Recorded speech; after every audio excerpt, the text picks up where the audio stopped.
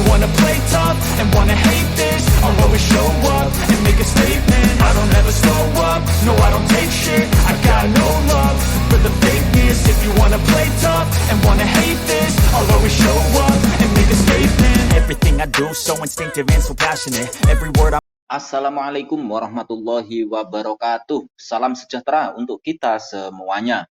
Jumpa lagi dengan Digital Edu. Kabar terkini bahwa Menpan RB telah menyiapkan 3 opsi penyelesaian honorer yang namanya dihapus pada pendataan non-ASN. Yuk kita simak hingga akhir videonya. Sebelum kita lanjut, tekan dulu like, subscribe, nyalakan lonceng notifikasi, dan jangan lupa untuk di-share.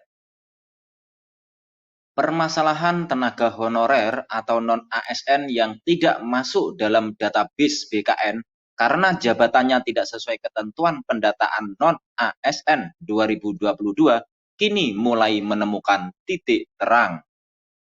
Hal itu sesuai dengan apa yang disampaikan oleh Abdullah Azwar Anas selaku Menteri Pendayagunaan Aparatur Negara dan Reformasi Birokrasi Menpan RB.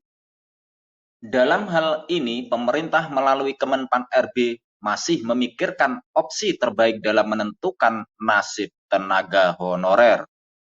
Mengingat sampai saat ini pendataan non-ASN atau tenaga honorer masih dilakukan dan masih ada tahapan-tahapan berikutnya. Pada tanggal 5 Oktober 2022 yang lalu, Badan Kepegawaian Negara atau BKN telah mengeluarkan hasil pendataan non-ASN tahap prafinalisasi tahun 2022. Hingga kini proses pendataan itu terus dilakukan. Adapun tujuan dari pendataan non-ASN ini adalah untuk memetakan dan mengetahui jumlah tenaga honorer yang tersebar di seluruh Indonesia.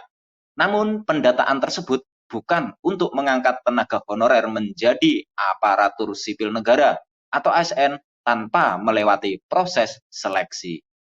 Selain itu, per 3 Oktober 2022 lalu, BKN sudah memiliki hasil pendataan non-ASN setelah dilakukan rekapitulasi. Jumlahnya yaitu 2.215.542. Dari total jumlah ini, 335.639 dari instansi pusat dan 1.879.903 dari instansi daerah. Jumlah tersebut diperoleh dari instansi pemerintah yang ikut dalam pendataan tenaga honorer sebanyak 590 instansi yang terbagi menjadi 66 instansi pusat dan 524 instansi daerah. BKN melalui akun Twitter resminya @bkn.go.id mempublikasikan instansi-instansi pemerintah dengan jumlah tenaga non-ASN atau honorer terbanyak. Yang pertama dari Kementerian Agama sejumlah 139.560. Terbanyak kedua dari Kementerian Sosial sejumlah 40.175. Ketiga dari pemerintah Provinsi Jawa Timur sejumlah 24.875. Yang keempat dari Kementerian Pekerja Umum dan Perumahan Rakyat sebanyak 21.888. Dan yang kelima dari pemerintah Provinsi Jawa Tengah total 21.757.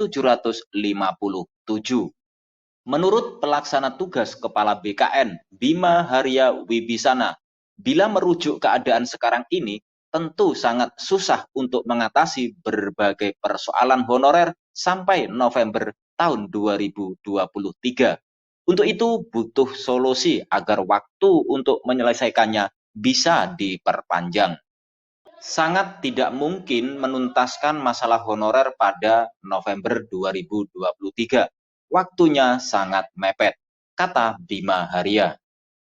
Penting untuk diketahui, sebetulnya pemerintah telah punya target bahwa penghapusan honorer ini akan selesai pada 2023, tepatnya pada bulan November. Hal itu didasarkan amanat yang terkandung dalam PP nomor 49 tahun 2018 tentang manajemen pegawai pemerintah dengan perjanjian kerja atau P3K. Di dalam PP tersebut terdapat klausul bahwa sejak 28 November tahun 2023 tidak ada lagi honorer dan tenaga non-ASN. Berdasarkan PP tersebut juga cuma ada 2 jenis ASN yang dikenal dalam struktur kepegawaian, yaitu PNS dan P3K.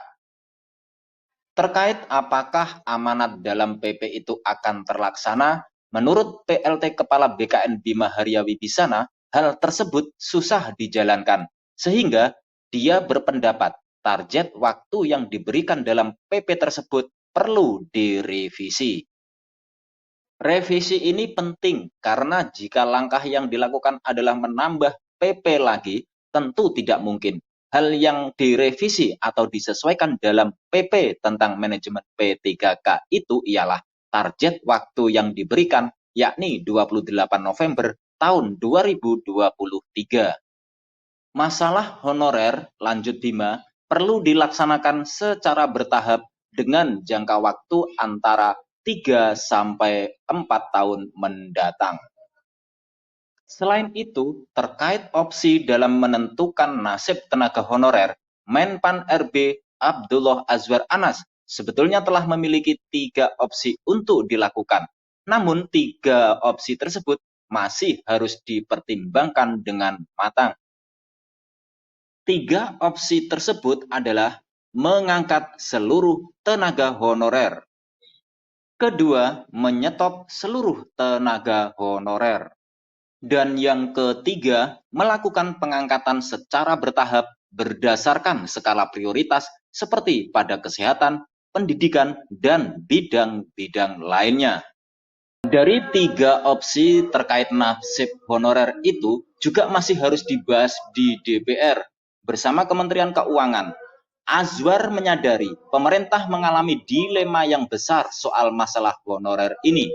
Pertama, jika mengangkat seluruh honorer, maka jelas akan memberatkan pemerintah.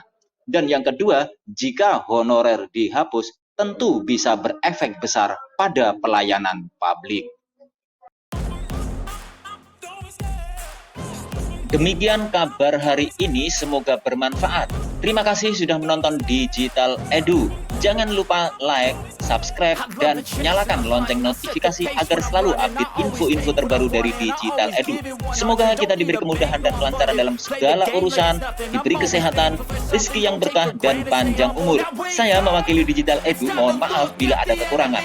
Sampai jumpa pada video selanjutnya. Sekian, wassalamualaikum warahmatullahi wabarakatuh.